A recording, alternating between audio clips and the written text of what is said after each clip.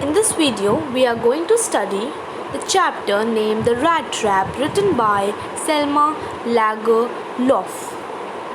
She was a Swedish writer whose stories had been translated into many languages. Sweden की रहने वाली है, Swedish writer हैं ये. इनकी स्टोरीज़ बहुत सारी लैंग्वेजेस में ट्रांसलेट करी गई हैं. This story is a set of a middle of the mines of Sweden which were rich in iron ओर.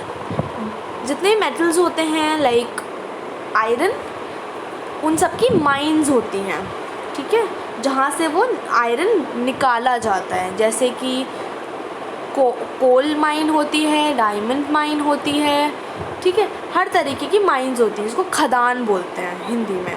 तो ये जो स्टोरी है वो है कुछ माइंस के बारे में, कुछ खदानों के बारे में जो स्वीडन में हैं, which are rich in iron ore. The story is narrated in the manner of a fairy tale. It gives us the message that the emotion of love and acceptance can reform others. Now, ये जो story है वो इस तरीके से narrate करी गई है जैसे कि ये कोई फेरी टेल हो, और ये हमें मैसेज क्या देती है? हमें मैसेज देती है कि इमोशन ऑफ लव और जो एक्सेप्टेंस, ये जो दो इमोशंस है वो हर चीज़ में बदलाव ला सकते हैं, हर चीज़ रिफॉर्म कर सकते हैं. Okay, let's start with the explanation of the chapter. I will read one paragraph and then I will explain you. Once upon a time, there was a man who went around selling small rat traps of wire. Rat trap क्या होता है? जो wires की बनी हुई जिसमें चूहे पकड़े जाते हैं उनको हम rat trap बोलते हैं. Specifically a device for catching rats, उसको हम rat trap बोलते हैं. Let's read further. He made them himself at odd moments from the materials he got by begging in the stores. Odd moments मतलब a short period of free time. जो उसके पास free time बचता था उसमें उसने ये rat traps बनाए थे. From the material he got by begging in the stores or at the big farms. But even so, the business was not especially profitable. So he had to resort to both begging and petty thievery to keep body and soul together. Even so, his clothes were in rags, his cheeks were sunken. Sunken मतलब lowered. And hunger gleamed in his eyes. Gleamed मतलब होता है shone, चमकना, ठीक है, जो भूख थी वो उसके आँखों में चमकती थी, ठीक है. So this paragraph means that once there was a man. एक समय की बात है. हमेशा जो फेरी टेल होती है वो कैसे स्टार्ट होती है? Once upon a time. As I have told you, जो ये स्टोरी है वो एक फेरी टेल के मैनर में लिखी गई है. तो इसीलिए ये स्टार्ट कैसे हुई है? वंस अपॉन अ टाइम से. नाउ एक मैन था जो छोटे छोटे रैट ट्रैप्स बनाकर, जो वायर से बने होते हैं, उनको बेचता था. जो ये रैट ट्रैप्स थे वो खुद बनाता था अपने फ्री टाइम में. He used to collect the materials required by begging from stores and big farms. तो वो क्या मटीरियल यूज़ करता था इन सबको बनाने के लिए? जो उसको भीख मांग के, जो बड़े स्टोर्स और बड़े फार्म से जो भीख मांग हुआ जो सामान मिलता था वो उससे बनाता था. Still his business was not earning him any profit. But still उसका जो बिजनेस था बेचने का रैट ट्रैप्स, वो कोई प्रॉफिट नहीं दे रहा था. Therefore he had to beg or steal in order to survive. So उसको भीख भी मांगनी पड़ी और कहीं से चीज़ें चुरानी भी पड़ी to survive. His clothes were old and torn. जो उसके clothes थे, अब नाउ ये मैन का अपीयरेंस है कि उसके जो clothes थे वो बहुत old थे, फटे हुए थे. His cheeks were lowered inside due to malnutrition. Malnutrition मतलब जब हमें न्यूट्रिशन नहीं मिलता हमारी बॉडी को तो वो हम क्या बोलते हैं? मैल न्यूट्रिशन, लैक ऑफ न्यूट्रिशन. तो उसके जो चीक्स थे, जो उसके गाल थे, वो सब लटक गए थे, लोअर्ड हो गए थे. क्यों? क्योंकि उसको न्यूट्रिशन नहीं मिल रहा था. And one could only see the hunger in his eyes. उसकी आंखों में सिर्फ क्या दिखता था? Only and only hunger. Okay, let's read further.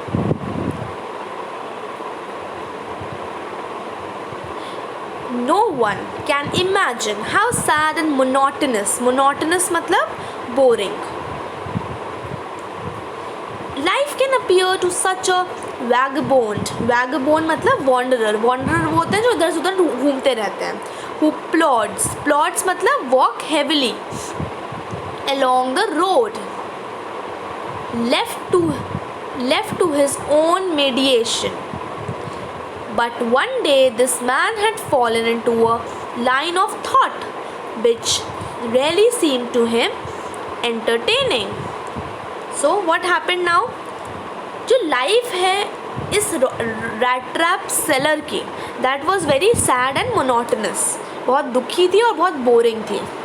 He was homeless and slowly and heavily feet, तो वो बेघर था. He walked along the road lost in his own thoughts. वो हैवी फीट से जाता था क्योंकि उसे कहीं पता भी नहीं था कि कहाँ जाना है उसे. It is written that who plods along the road, मतलब walks with heavy feet. इसका मतलब है कि उसको ये भी नहीं पता था कि उसको जाना कहाँ है, because he didn't have any house. So वो इधर उधर रोडों पे ही चलता रहता था, अपने ही थॉट्स में खोया रहता था. But one day he got lost in the series of thought which he found very interesting. But एक दिन ऐसा आया जब वो कुछ सीरीज ऑफ थॉट्स में, अपने थॉट्स में कहीं खो गया, और जो थॉट्स थे ही फाउंड वेरी इंटरेस्टिंग, उन थॉट्स को लगा कि वो काफ़ी इंटरेस्टिंग थॉट्स हैं. Let's see what happened next. Let's read further.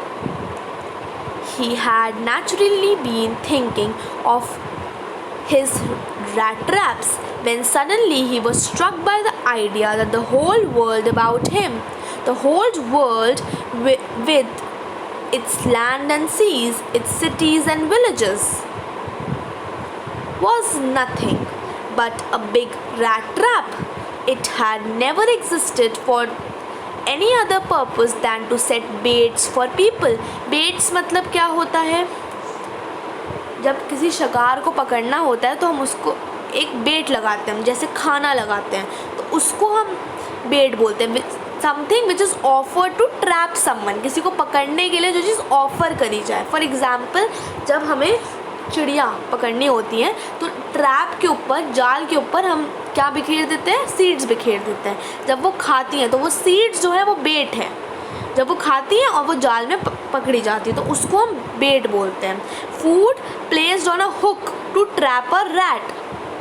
ठीक है. Here it is referred to the comforts of life which is offered to trap someone.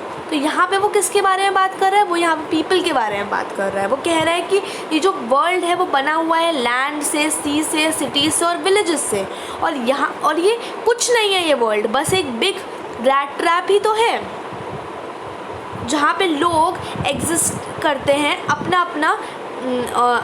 अपने पर्पसेस को सॉल्व करने के लिए, और दूसरे लोगों को बेट बनाते हैं अपना. दूसरे लोगों को बेट मतलब कुछ यहाँ पे बेट का मतलब है अपने लाइफ को कंफर्टेबल बनाने के लिए दूसरे किसी और को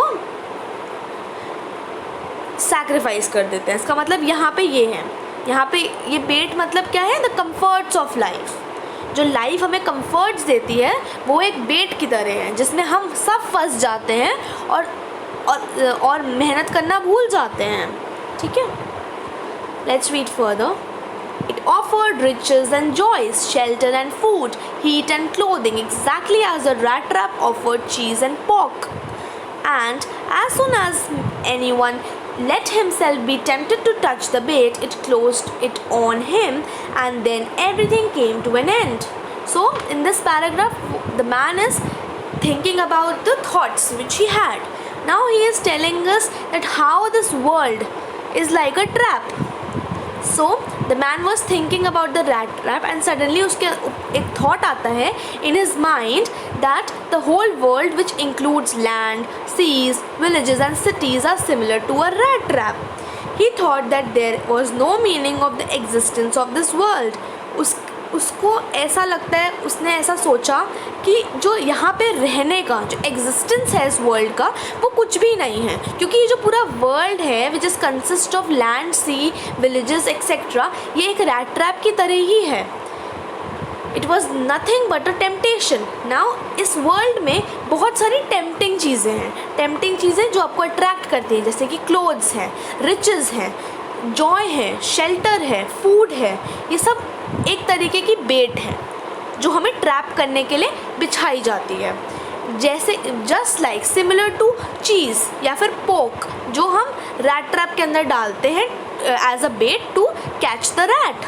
So according to him, as soon as someone tries to comfort himself with joy, food and shelter, he at once get trapped into this rat trap which is known as the world. और he is further telling us that जैसे ही हम इन सारी tempting चीज़ों को, इन सारी comfortable चीज़ों को छूने की कोशिश करते हैं, जैसे कि और अपने आप को खुश करने की कोशिश करते हैं, वैसे ही हम ट्रैप में फंस जाते हैं और ये ट्रैप बंद हो जाती है, just like the rat trap. और यहाँ पे रैट ट्रैप को किससे कंपेयर किया गया? ये world. The world traps us in this attracting things. Okay, let's read further. The next paragraph says, the world had of course never been very kind to him, so it gave him unusual joy to think of it in this way. I became a cherished pastime of his. Cherished मतलब to be loved, to be protected. During many dreary ploddings, to think of people he knew who had let themselves be caught in the dangerous snare. Snare मतलब होता है to trap, and of others who were still circling around the bait. This means that no one in this world had ever been kind to the trap seller. वो कह रहा है कि कोई भी ऐसा वर्ल्ड में कोई भी ऐसा नहीं है जो उसने प्यार से बात करी हो, पोलाइटली बात करी हो या फिर कोई काइंडनेस शो करी हो. So he started thinking ill of others. और इसी वजह से वो दूसरों के बारे में गलत सोचने लगा. He started ill of others, thinking ill of others.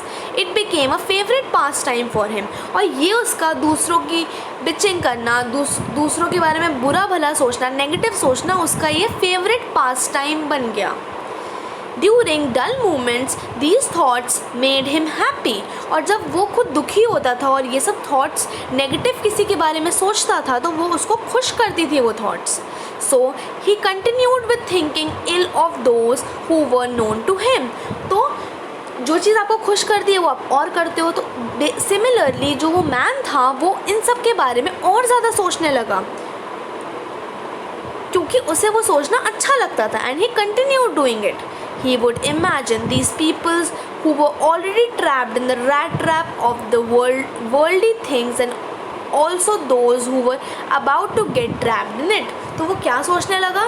वो सोचने लगा कि कैसे ये जो सारे इंसान हैं, ये सब जो पीपल हैं whom he know, वो कैसे इस वर्ल्ड के रैट ट्रैप में, rat trap of worldly things, world की सारी दुनिया के जितने भी कंफर्ट्स हैं उसमें कैसे ये ट्रैप उनके शिकंजे में फंस जाते हैं और कितने लोग हैं जो फंसने वाले हैं. ठीक है, तो वो उनके बारे में सोचने लगा. Now we came to know that ये चीज़ें क्यों सोच रहा था. वो ये सब चीज़ें इसलिए सोच रहा था क्योंकि उसका फेवरेट पास टाइम था दूसरों के बारे में नेगेटिव सोचना, क्योंकि उसको कभी भी किसी ने काइंडनेस नहीं दिखाई थी. Okay, so this is it for this video. I want you to go through the explanation, and if you have any doubt you can ask. Thank you.